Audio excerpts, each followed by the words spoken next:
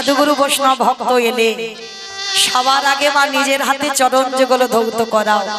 সাধুগুরু বৈষ্ণব যদি নাও পাও, বছর অন্তর যদি গুরুদেব তোমার বাড়িতে না আসে, তাহলে যে যার ঘরের বাবা মা তো আছে,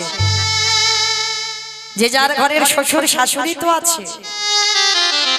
চেষ্টা করো মা বৎসরে একবার। অনেকে কথাটা শুনে বাবা একটু হাসে, কিন্তু আমি হাসির কথা বলিনি গো, এটা তো আমার কথাই নয়।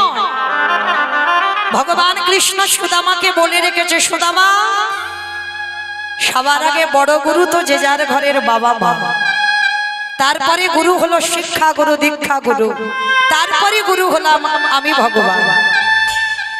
তাহলে এই জগতে তো ভগবান কোনোদিন বলেনি সবার আগে আমি বড় গুরু, সবাইকে শিক্ষা দিল সবার আগে বাবা মা। আর এই পৃথিবীতে মনে রেখো মা